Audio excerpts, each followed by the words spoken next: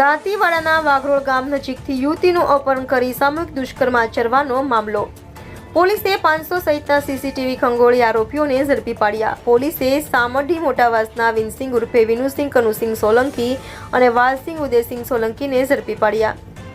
બંને શખ્સોએ યુવતીનું અપહરણ કરી યુવતીને કારમાં બેસાડી ગઢ વિસ્તારમાં લઈ જઈ આચર્યું હતું દુષ્કર્મ. પોલીસે બંને શખ્સોને દબોચી તેમની સામે ગુનો નોંધી હાથ ધરી વધુ તપાસ.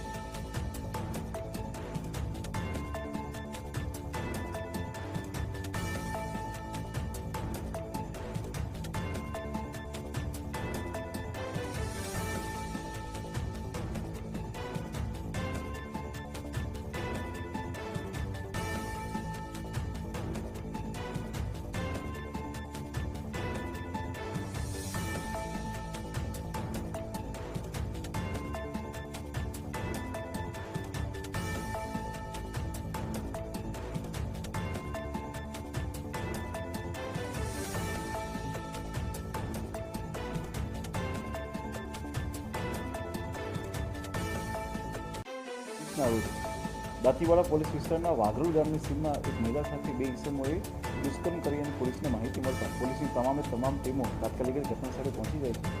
આ વસ્તુની જાણ થતાં જ અમારી એલસીબી, એસઓજી અને સાયબરની ટીમ અને પેરોફરની ટીમને બી અમે ઘટનાસ્થળે મોકલી આપી છે.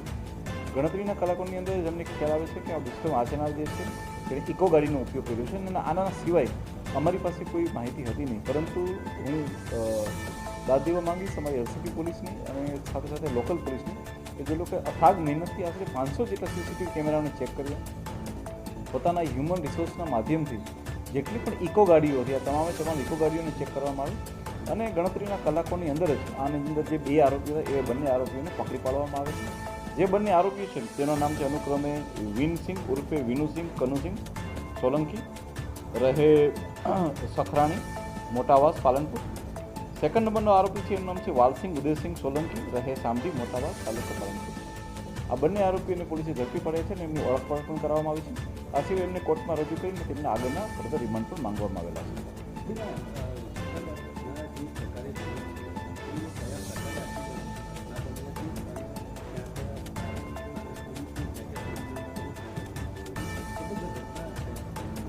તમને જણાવું કે જે બંને ઈસમ હોય છે એમણે સાંજના આશરે 7:30 વાગ્યાની આસપાસ જે છે એ મહિલાનું અપહરણ કર્યું હતું અને ત્યારબાદ પોલીસને જાણ થતાં જ પોલીસે જે રૂટ હતો એ રૂટને આખો પોલીસ દ્વારા ટ્રેક કરવામાં આવે છે કે કયા રૂટથી કયા પોસિબલ રૂટ છે તેની ઉપરથી એ લોકો મહિલાને લઈ ગયા હતા. આ સિવાય પોલીસની પાસે જે ટેકનિકલ ટીમો છે તેની મદદથી અમે લોકોએ અલગ અલગ ઘણા બધા વિસ્તારના ટાવર ડમ્પ લીધા હતા જેથી કરીને કોઈ પણ જગ્યાએ આરોપીએ જો કોઈ સેલફોનનો ઉપયોગ કર્યો હોય કે બીજી કોઈ પણ વસ્તુનો ડેટાનો ઉપયોગ કર્યો હોય તો અમે લોકો જે છે તેને ટ્રેક કરી શકીએ. આ ઉપરાંત જોતા અમે લોકો સીસીટીવી કેમેરા, હ્યુમન રિસોર્સના માધ્યમથી હું દાદ દેવા માંગીશ અમારી જિલ્લા ટ્રાફિક પોલીસની બી કે જે લોકોએ સમગ્ર જિલ્લાની તમામ ઇકો ગાડીઓનું રજિસ્ટ્રેશન ચેક કર્યું, તેના માલિકોની ઓળખ કરી અને આ સિવાય અનેક ફોટોગ્રાફ્સને મહિલાઓની સાથે દેખાડવામાં આવી અને ત્યારબાદ આ બંને આરોપીઓને પોલીસ દ્વારા જે છે એ ગણતરીના કલાકોમાં જ એ લોકોને અટક કરવામાં આવી.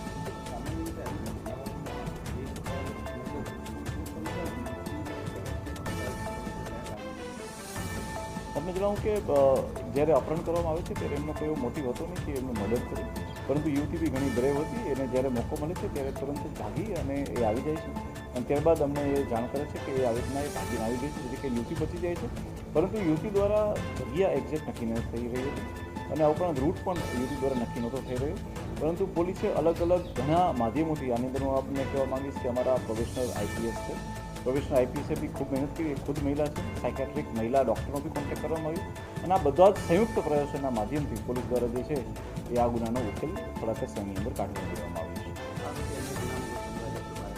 જી, આની અંદર એક આરોપી જે છે એ મોટરસાઇકલ ચોરીના ગુનામાં આની પહેલાં સામેલ છે.